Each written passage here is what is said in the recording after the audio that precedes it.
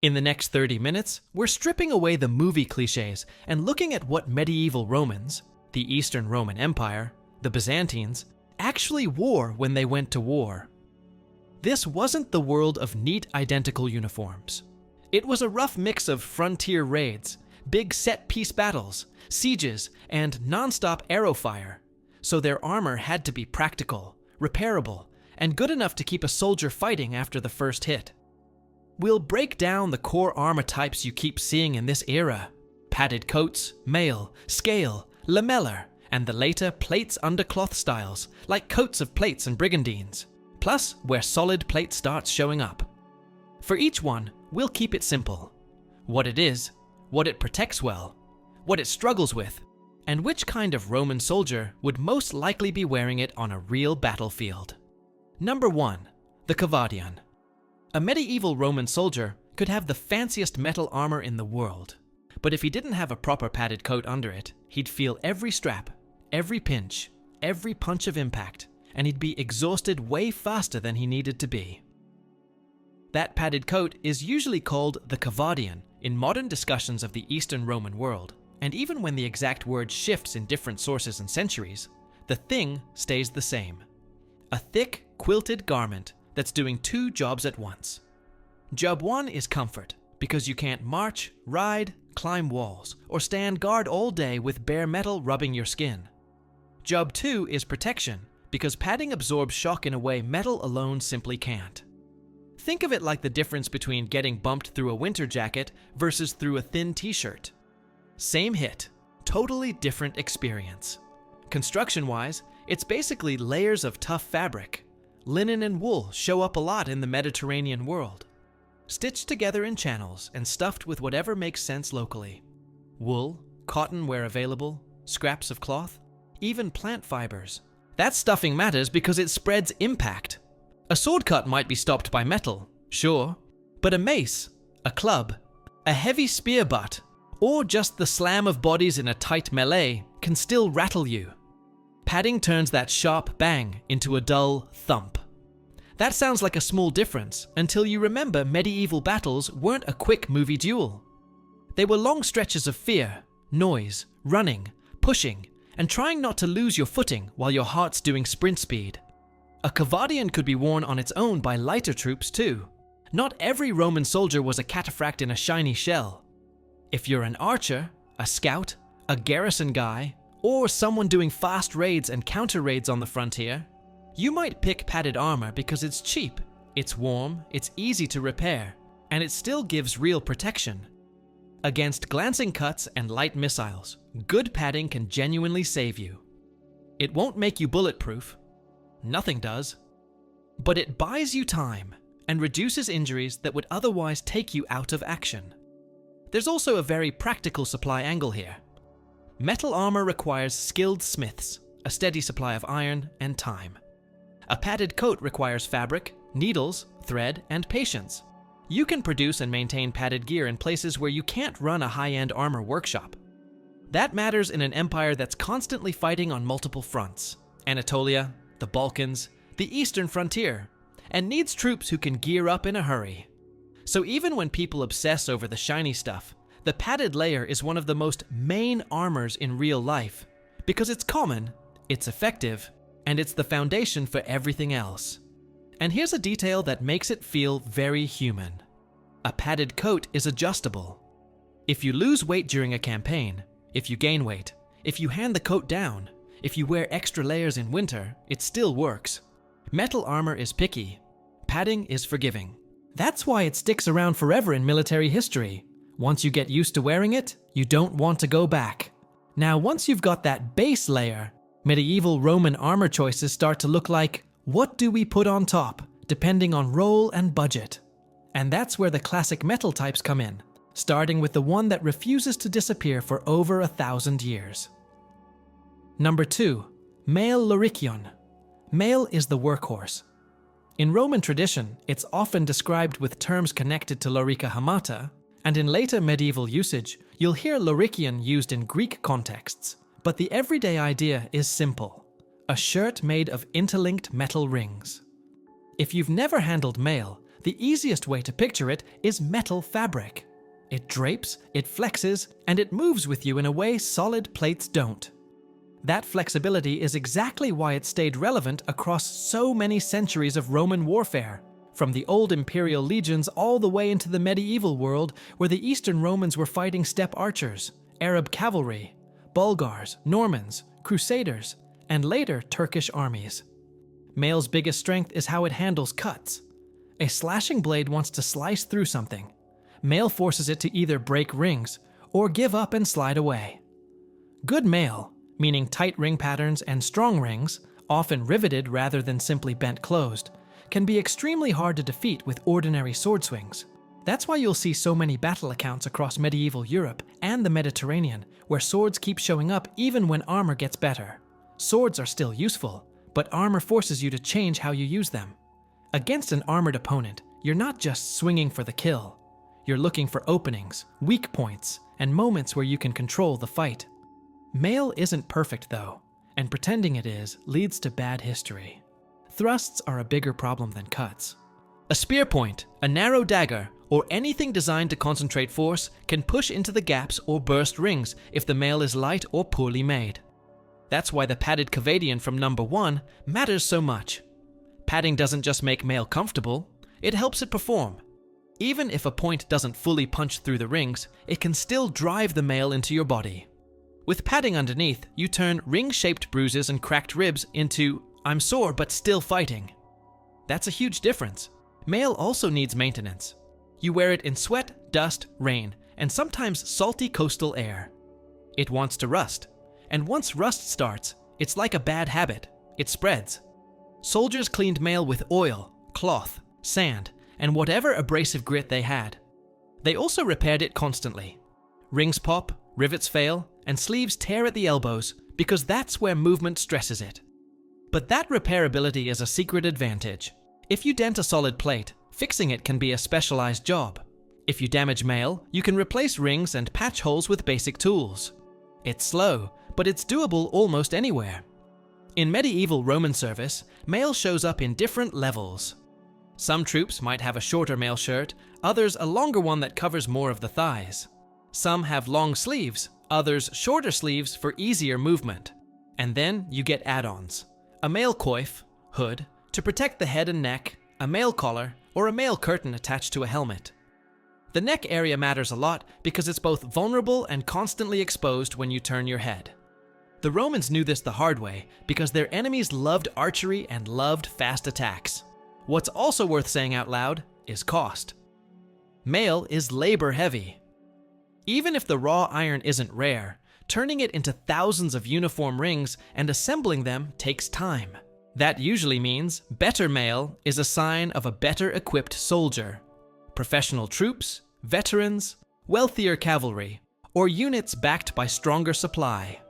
But even average mail is still decent protection when used with padding and a shield, which is why it stays one of the main medieval Roman armors without question. Once you understand mail as the flexible baseline, the next armor type makes sense as a more structured alternative. Still made of small pieces, but arranged in a way that creates a tougher shell over the torso. Number 3, scale cuirass. Scale armor is the one that looks like it was designed by someone who stared at a fish and said, "Yeah, that's a good idea." It's built from lots of small plates, scales, overlapping in rows, usually attached to a backing of leather or heavy cloth. In older Roman terms, you'll see lorica squamata, and while medieval practice varies, the core design remains instantly recognizable. The appeal is pretty straightforward. The overlap makes cuts slide. The plates add stiffness, so the torso feels more like it's wearing an armored coat than a flexible shirt. And compared to mail, scale can be quicker to assemble if you have an efficient way to produce the scales, because you're not individually linking and riveting rings. You're cutting plates, punching holes, and attaching them in repeating rows. That's still work, but it's a different kind of work, and it can be scaled up in workshops that aren't specialized mail factories. Scale can be very good when it's well made. Tight overlaps and strong stitching mean the outer surface is basically a layered shield over your chest. Against slashes, it's strong. Against arrows, it can be strong too. especially if the scales are thick and the backing is tough and padded underneath. Against thrusts, it gets more complicated. The weak point of scale is the seams between scales and the reliance on the backing. A narrow point that finds the gap between two plates can sometimes sneak in, especially if the scales are large or if the stitching has loosened over time. And that overtime part is a real issue. Scale armor lives and dies by its attachments. Sweat and rain attack the thread, cords, and leather. Movement stresses the rows, especially around the shoulders and waist where your body bends the most. So the maintenance problem isn't usually the metal broke. It's the metal is fine, but the whole thing is getting floppy. A good soldier, or at least a smart quartermaster, would keep spare cords and basic repair tools around, because without them, the scale cuirass slowly turns into a noisy metal apron that doesn't sit right. Scale also has a strong Roman look in art and status display. It can be decorated, and it reads as armor from far away. That matters for officers, guards, and anyone whose job includes being seen. Medieval Roman culture cared about symbols of authority, uniform looks, court display, military prestige, and scale can be made visually impressive without changing the core function. Bronze scales, gilded finishes, patterned rows, and colored backings can all turn practical protection into something that signals rank. On the battlefield, scale makes a lot of sense for infantry, who expect close fighting, but still need mobility, and for cavalry, who want more structure than mail without committing to the heavier shell types. It can also be combined with mail sleeves or mail skirts, creating hybrid kits that cover gaps. That hybrid habit is classic medieval Roman thinking. Don't pick one perfect armor. Stack workable solutions so weaknesses overlap as little as possible. Once you've got scale in mind, it's a short step to the armor that's often treated as the signature of Roman heavy cavalry in the medieval period, because it's built from plates too. But instead of being sewn to a backing, the plates are tied directly to each other like an armored puzzle. Number 4. Lamella Kavadion. Lamella is where medieval Roman armor starts looking seriously Byzantine in the way most people imagine it. Instead of scales attached to cloth, lamella uses many small plates laced together in rows, plate to plate, forming a stiff but still wearable shell. In modern conversations about Byzantine heavy armor, you'll often see the term Kavadion connected to this kind of cuirass, especially when people talk about cataphract-style troops. The terminology can get messy across centuries, so it's safest to focus on the physical design. Lots of small plates, lots of lacing, and a torso defense that behaves more like a flexible breastplate than a shirt. Lamella shines in exactly the environments medieval Romans lived in, places where missile fire is common and cavalry is important. Steppe archers, Turkic horse archers, and other fast-moving enemies could fill the air with arrows. A rigid plated shell gives you a better chance of shrugging off hits that might bully mail or exploit the weak points of scale. The plates are usually arranged so they overlap in a way that forces a point to defeat multiple layers before it can reach you. The other big advantage is how lamella spreads impact. Because the plates are tied into a network, a hard hit doesn't just affect one tiny point. It gets distributed across neighboring plates. That reduces the chance that one plate takes all the stress and fails. It's not indestructible, but it's smart engineering for the era. But lamellar has its own real-life weakness, the lacing. No matter how good the metal is, if the cords rot, stretch, or snap, the armor loses its shape. Rain, sweat, heat, salt air. Nature is basically at war with your gear, so lamellar demands care. Soldiers needed to dry it, relace it, replace ties, and keep an eye on loosened rows. A lamella cuirass in perfect condition is impressive. A lamella cuirass that's been neglected becomes a rattling collection of plates that rides up, sags, and leaves gaps right where you don't want them. This is also where you see extra coverage pieces that often travel with lamellar in medieval Roman kits. Heavy cavalry especially likes to protect the waist, hips, and upper legs with hanging defenses, armored flaps, or skirts made from plates or reinforced materials. The idea is simple. When you're mounted, your upper legs and hips are exposed targets, and if you take a disabling hit there, you're in trouble fast. Hanging elements cover those zones without turning your whole lower body into a rigid tube. They also help against upward strikes, which happen more than people think when a foot soldier is trying to deal with a rider. Lamellar also plays well with layering. A common high protection setup is padded coat first, then mail, then lamellar on top.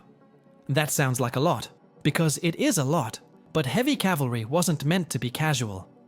A soldier wearing that much protection is built for surviving the ugly part of battle. Getting shot at, getting swarmed, taking hits while staying functional enough to control a horse and keep formation. And because medieval Romans fought so many different enemies, lamellar became a practical compromise. Against Western-style heavy cavalry, you want strong torso protection because impacts are brutal. Against steppe archers, you want missile resistance and coverage. Against mixed forces in the Balkans, you want something that can handle both close combat and arrow harassment. Lamellar isn't a magic answer to everything, but it's one of the best all-around armored shells available to the Empire for long stretches of the medieval period.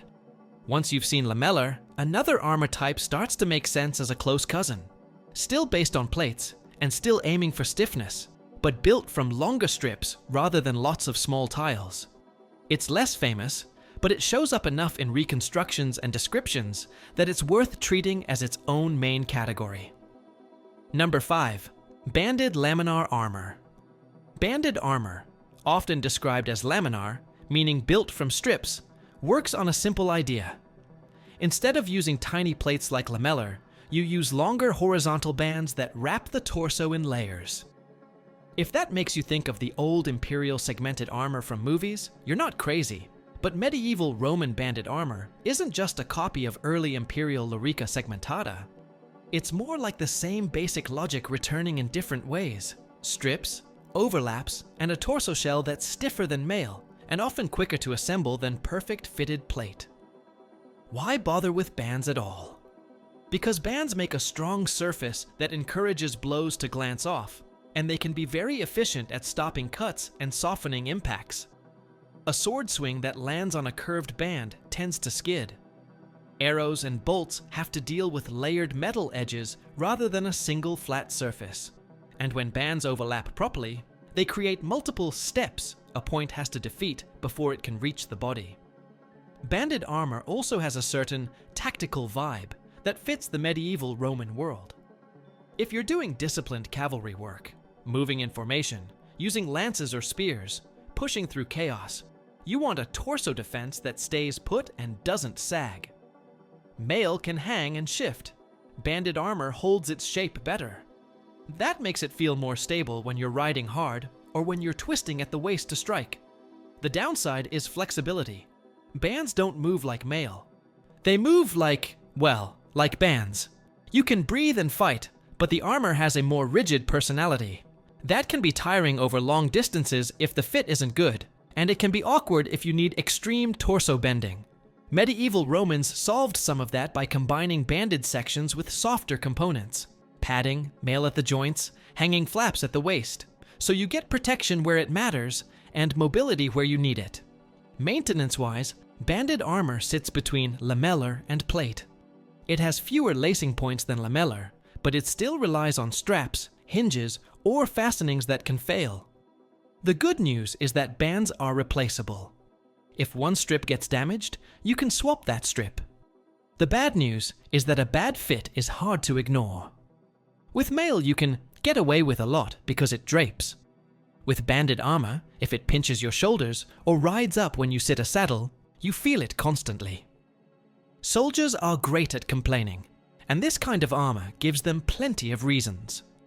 In terms of who wears it, banded armor tends to be associated with better equipped troops, especially those who can afford specialized gear or are issued it as part of a serious kit. It fits well with the medieval Roman habit of creating layered protection systems for cavalry and elite units. You'll often see it imagined alongside lamellar, because both aim for the same battlefield goal, a stable armored shell that can take punishment in the middle of the fight. As the medieval period goes on though, the big trend across the whole region is plates go under cloth. That's where you start seeing armors that look almost like normal clothing until you notice they're built like a hidden tank. That brings us to the next main type. Number 6, coat of plates. A coat of plates is exactly what it sounds like. A fabric or leather coat with plates inside it. Not tiny plates like brigandine, we'll get to that next, but larger plates arranged to protect the chest, ribs, and sometimes the back. It's a smart solution for a world that wants more rigid protection, but doesn't always have the industry or the money for full, perfectly fitted plate harness. The best way to understand why this armor shows up is to imagine the battlefield problem it's trying to solve. Mail is great against cuts, but it can be bullied by heavy impacts and by narrow thrusts. Lamellar and scale are good, but they require specific construction methods and maintenance habits.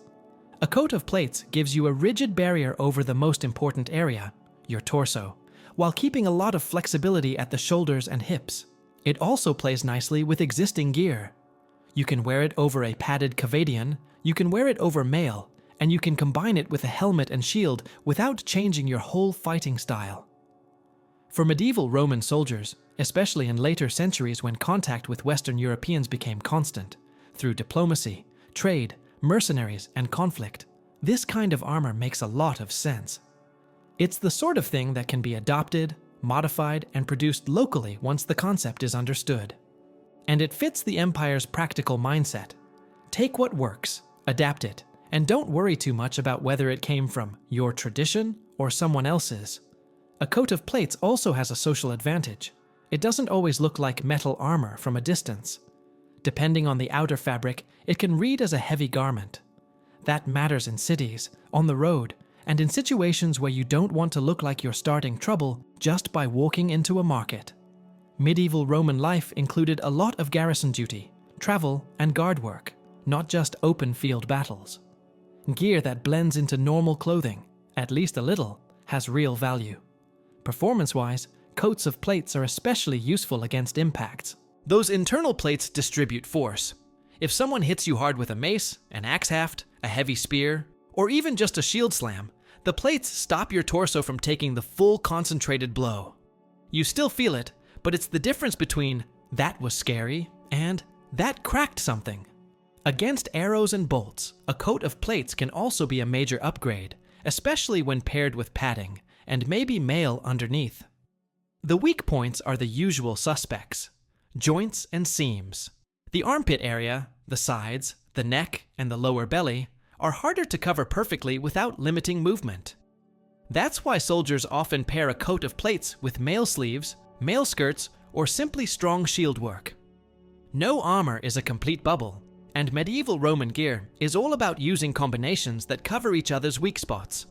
Once armor starts hiding plates under fabric, the next step is kind of obvious.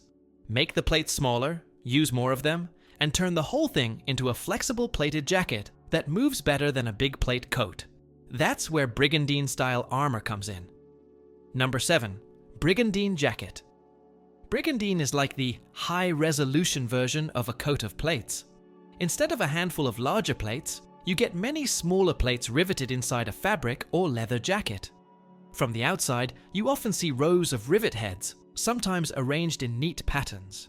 It can look surprisingly stylish, like a tough vest, which is funny because underneath it's basically a mechanical solution to a violent problem. Why smaller plates? Because small plates conform to the body better. They let you twist more, sit in a saddle more comfortably, and move your shoulders with less restriction. This matters a lot for soldiers who aren't just standing in a line, but are constantly shifting. Urban fighting, boarding actions, cavalry skirmishing, mixed infantry work, all the messy medieval stuff where you're stepping over obstacles and reacting fast. For medieval Romans, brigandine-like armor fits especially well in the later medieval environment, where you have more cross-cultural gear exchange, and where professional soldiers, locals, mercenaries, allies, are wearing whatever works. It's also an armor type that can be maintained without a master armorer every time something happens. If a plate cracks or a rivet pulls loose, you can repair it with basic tools and replacement hardware. The outer fabric might wear out first, but fabric is replaceable. You can reline, restitch, and keep the internal plates working for a long time. In terms of protection, brigandine can be excellent for the torso. Against cuts, it's strong. Against arrows and bolts, it can be very strong, especially if the plates overlap well and the jacket is worn over padding. Against heavy impacts, it spreads force nicely because the plates work together like scales on the inside. The biggest vulnerability is still gaps: armpits, neck, lower abdomen, plus anything that can exploit openings between plates if the jacket is poorly made. But a well-made brigandine is no joke. It's one of those armors that looks soft until you realize it's basically a flexible plate cuirass disguised as clothing. Another reason brigandine is important as a main armor is that it matches the economics of late medieval warfare. Full tailored plate armor is expensive and demands serious craft. Brigandine gives you a lot of the benefits of plate protection with a manufacturing style that's more forgiving. If you can cut plates and set rivets, you can build brigandine. If you can sew strong fabric and leather, you can make the shell. That combination opens the door for more troops to have good torso protection, not just the absolute top elite.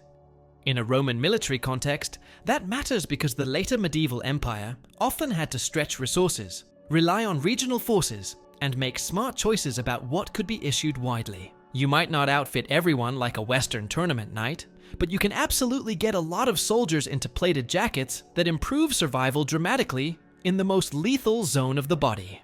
And once brigandine is on the table, there's really only one more step in the direction of hard armor.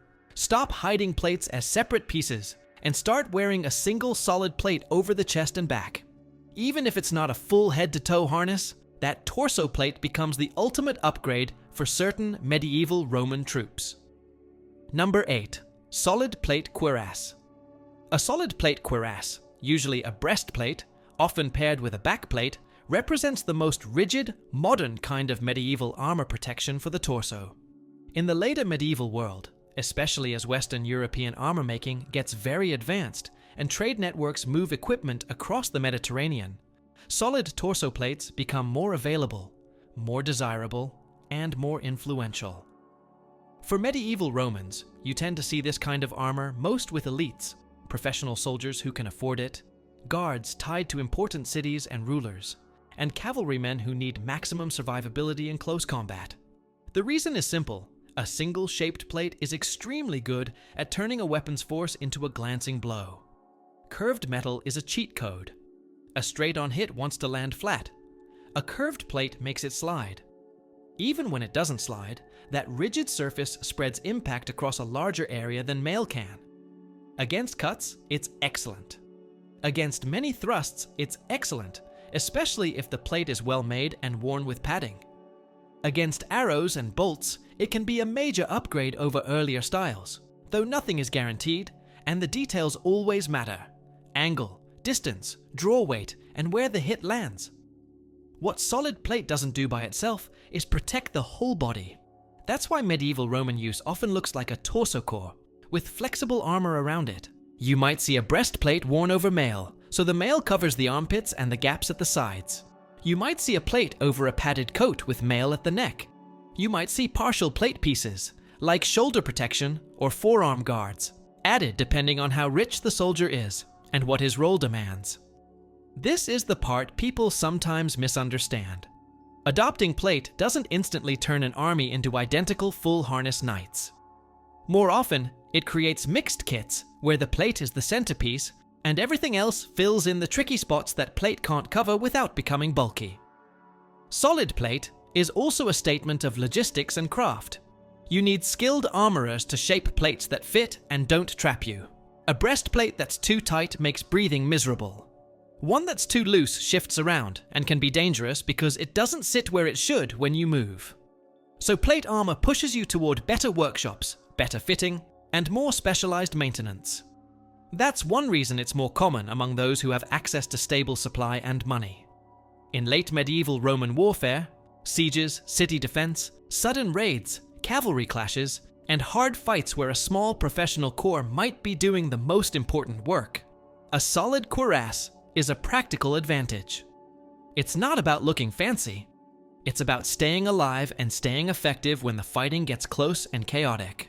And because medieval Romans were constantly adapting, fighting different enemies in different terrain, switching tactics, recruiting different kinds of troops, it makes sense that the most advanced torso protection would show up where it mattered most. On the people expected to stand in the worst places and still hold the line, keep formation, and keep moving under pressure, often wearing that plate over a familiar base of padding and sometimes mail, because even the hardest armor still works better when it's part of a layered system, rather than a single piece you trust with everything.